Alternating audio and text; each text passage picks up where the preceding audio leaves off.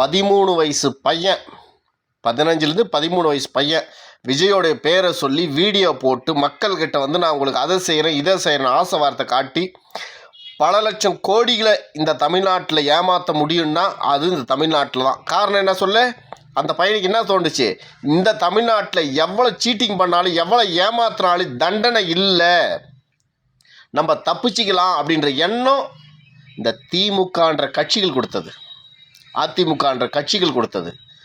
தண்டனை இல்லையா தமிழ்நாட்டில்? தண்டனையே கிடையாது.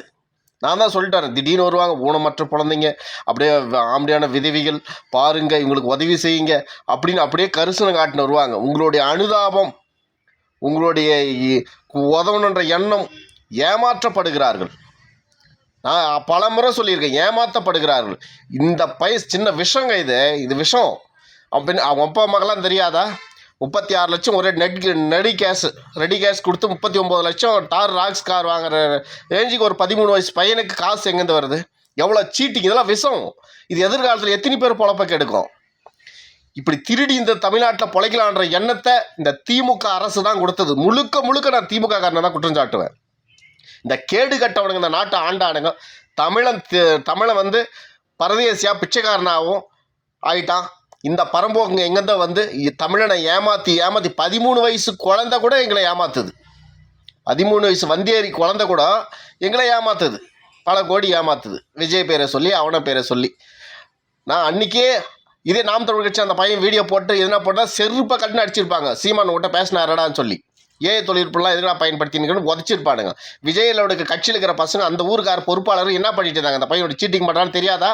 விஜய் செல்ஃபோனில் பேசினாரா? இதெல்லாம் போய் பேசினுக்கிறான்ட்டு அப்பயே அவனை 4 காப்பு காது மேலே வச்சு அவனை இழுத்து போய் போலீஸ் ஸ்டேஷன் விட்டுருந்தாங்கன்னா இந்த நிலைமை வந்திருக்காது. இந்த பையனை பார்த்து அவனே ஏமாற்றி தார் ராக்ஸ் வாங்கினான், நம்ம எத்தனை பேரை ஏமாத்துறான்னு பெரிய ஆளுங்களாம் கிளம்பிடுவாங்க. இது எப்படி சொல்கிறதுனா 10 வருஷமாக தான் அவனுங்களெல்லாம் உள்ள தூக்கி போடணும், திருத்த பள்ளியில் போடணும், அவங்க ஒப்பங்கம்மாவை சென்ட்ரல் ஜெயிலில் தூக்கி போடணும். அப்போ தான் பயம் வரும். இந்த தமிழ்நாட்டில் என்ன வேணும் கொலை செஞ்சு ஏங்க அந்த இந்திக்காரனை துண்டாக வெட்டுறானுங்க, சாயங்காலம் வெளியே விடுறாங்க. கேட்டால் உடம்பு சரியில்லைங்க குழந்தைக்கு, அதனால வெளியே விட்டோன்றான் போலீஸ்கார். இதை என்ன ஒரு கேவலம்! ஏன்னா இது தமிழ்நாட்டில் வந்து தமிழ்நாட்டை கலாச்சாரத்தை கெடுக்கணும், தமிழர்களை குட்டிச்சோறாங்கன்னே இந்த திமுக காரங்கிறான். அவங்கிற வரைக்கும் இந்த நாடு உருப்படாது. இங்கே பாரு, ஓம் சக்தி கோயில் அடியார் வளரலாம், தங்க கோயில் அடியார் வளரலாம், சக்கிதா வாசுதேவ் வளரலாம். அவங்க என்னென்ன சொல்கிறாங்களோ அதெல்லாம் திமுக நிறைவேற்றும். என்ன அது ஏதோ இங்கே இருந்தால் யாரோ நித்யானந்தா அவரை மட்டும் ஊராக அடிச்சு விரட்டுவானுங்க.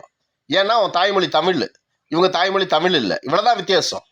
இந்த கேடுகட்டு கேவலமாக வாழாதீங்க, இழிவாக வாழாதீங்க தமிழர்களே. உங்களை சுற்றி